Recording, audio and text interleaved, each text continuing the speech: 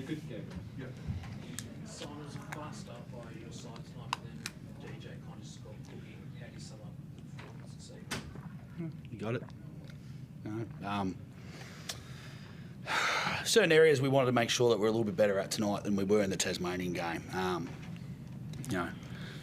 It's pretty obvious we're down on manpower, and that's just the way it is. We've got enough talent out there to still compete and be a good basketball team. And we weren't in the Tassie game. We were a bad basketball team. So for us tonight, there were some areas that we really wanted to accomplish and be solid in. I thought for periods of time we were able to sustain it, and then there was moments where we couldn't, and Sydney really hammered the nail in every time we made those mistakes. Their performance from behind the arc was beyond ridiculous. And they made us pay for every single error that we made. I know both of you were pretty critical about the rebounding last week, especially the offensive end. Which do you think you guys improved on that tonight?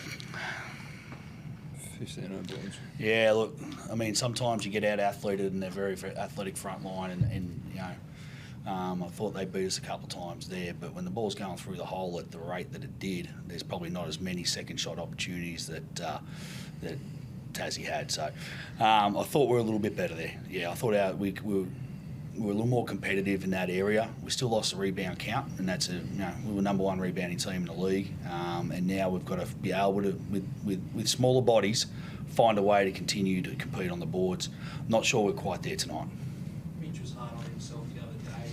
Got some great sports from home. Were we always going to get that sort of performance from Mitch? I think 32 points tonight. Sign of a class player. Yeah, he's a good player. He's got a lot of pride and handles himself well, and nothing but admiration for the way he goes about it, the way he's prepared.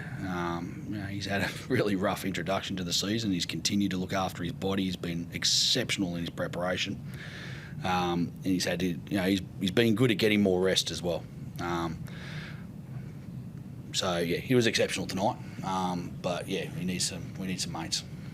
Mitch, I think you came out hot tonight. I think 10 in the first quarter, 19 by half-time. Did you want to make a statement after what happened on the weekend? I mean, anytime I don't try and be aggressive, I don't think that helps our ball club. Tassie wasn't a great game by any of us, I don't think, but I spoke about Alan and I as leaders needing to step up and bring a bit more physicality and prowess on the defensive side, on the effort side. Our offense is going to kind of just click and it's going to just flow. Like we just make plays, like we run schemes and sets, but it's built for everyone. It's about read and react. And I look quickly at some of I always look at the opposition stuff, but for us tonight, like I felt like, Alan Williams has 14 points off 8 shots. Like we need to get that man 15 to 18 shots, and he demands so much attention, and we did a really poor job tonight of feeding him the ball in areas where he can be successful. Creating actions where they can't double straight away and take the air out of his play. So I don't think we excelled there tonight with him. But I mean, like, golly, they 17 of 23. It felt like 17 of 23 too. Like, it just felt like every time we got a good hand or a decent contest, they made a big one, and we'd make a big one, they'd make another big one. It's kind of how the last game went. We down a few soldiers, and it's hard. You miss Gary, you miss Trey, you miss a healthy Rowdy coming back in form, and you miss someone like Joe Chi. You miss that size, someone just to stand in the middle, block shots and rebound over someone like a Hunter or a Cooks. And credit to them, they played a good game tonight. They made some big plays, and DJ, props to an incredible evening tonight. We got to be better at. They're up 20, and they put him in with the last 3 minutes, like, for a reason. Like, we got to be smarter as a ball club. We can't let that shit happen. Like, no offense to anyone, but if you compete at a high level, that's just not good enough. And that's the one thing that's kind of pissing me off right now, is that we let him get that milestone, which we knew he was in there for. And as a competitor, that's just something that, you do everything. Like, you go and fight him, make him make 3 free throws. You karate kick him in the air. I don't care what you do, but don't let him get a shot off, because whatever he touched just went in tonight. So we'll learn from it. It's what we're here to do, is to have fun and compete for wins and learn from our mistakes and our successes, and we'll do exactly that. Simon, you talk about the manpower. You've got a big game, I think it was on Sunday against Cairns team just above you on the ladder. Anyone can come back, and just how important is that to get the momentum rolling again towards the playoffs? I'm not sure if we're going to get anyone back for that one. Trey Cal might be. It's too early. Like, he might be a game time decision. Gary, he might be the same. I'm not sure. He's not travelling with us. He's working out back home. I believe he had a really good workout yesterday, which, from what I hear, was much better than it was the day before. So hopefully he's got a few days to try and get himself ready. And Trey, it's just he looked like he was moving a little bit better today, but still a way off. Rowdy was in foul trouble today. Did you feel like he came out of this game pulled up okay? Yeah, look, he got his 20 minutes. There's sort of the little victories you got to take in these circumstances, and it was good to see him get through that 20 minutes. He looked pretty confident in his movements. Obviously, hasn't been able to train in a team environment. It's great that he can do the running on the court and get shots off and all those sorts of things, but he's not been in a team environment. So he picked up a couple of cheapies, got lifted and fell on, I can't remember who it was, might have been DJ, yep. And those are the things that you don't expect, but that's just, that's just being a little rusty. So, yeah, it's good to get him those minutes, and he'll be much better for it. And we're better for him with him out there. You could see it tonight, just on the rebounds. We just looked a little bit more competitive with him out there. The outcome of what DJ did is obviously 10 threes, 42 points. How did you assess the way you guys let him get into the game? I thought earlier it was really disappointing. We missed a couple of coverages, and that's the thing that we're suffering with at the moment. Is just we've got kids out there, multiple kids, in their first season, and they get a match up like that, which normally you try and manipulate that he doesn't get a match up like DJ. But then we got a couple of fouls Rowdy, so he can't go onto him, and then it's like okay. But then we got a couple of veteran guys out there who had a chance and had the hand down and let him shoot over the top, which is really disappointing. And that'll come up on film, and we'll look at that and we'll ask for better results. And that got him going. So that's really disappointing. It was basketball 101 stuff, to be honest. And we've got to be much better at that, especially the veterans on the team. They can't let that happen. Mitch, you guarded Zay particularly well tonight, I think. I think as a team you guys walled up quite well against him. Where do you find the balance of making sure that you stop a guy who's obviously a go-to guy, but also making sure that they can't have those kickouts for 70% plus? I don't feel like it was his playmaking tonight that hurt us.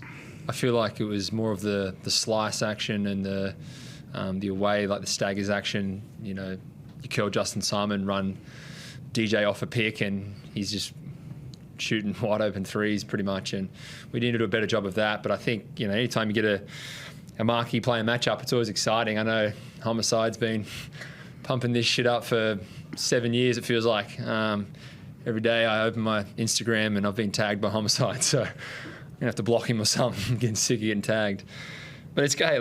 This is what you play basketball, man. Like I said it last time against Walton Jr. So much. I'd never talked to him ever until after the game, and was just full of admiration for such a performance. And Zave Cooks has been an absolute star of this league and a star of the Australian basketball team, and he's going to continue to be a star for many years to come. And I hope he gets a shot in the NBA. But you just got to play the percentages.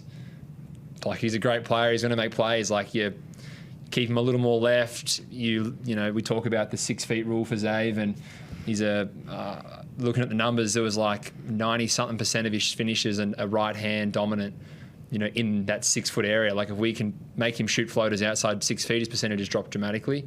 If he's inside that 6 feet, he's an extremely good player. I think the points he got tonight were tip-ins, a little floater once or twice. He had a nice post move against me early in the game. You try and sit on that left, but you can't give him too much. So it's a cat and mouse little chess game you play, but he's a great player. He's going to make plays, and you expect him to make great plays. And the Horsham football tackle from Brucey gave him a nice dunk as well. So, but look, he's a great player. He's going to make a lot of plays for that team with a lot of shooters on that court and great people complimenting him. So he's had a great season, and I wish him all the best moving forward, except playing us. Where do you feel your maturity as a basketball player and as a person has gotten to where you can go into a matchup where it is, 1 and 2 in the MVP race, however you want to put it, and not let it take over the game, and not let it take away from the system, what you guys do? Could care about the whole MVP shit. I mean, we want to win games and that's it. Like, regardless of anything else, like, it's about winning and, growing as a club and, learning as a team. And, I'm just trying to be aggressive on both ends of the court. I'm trying to stop him, but then you're also trying to help on, DJ and Glover and Suarez on the pops. Like, so much goes through your mind as a player.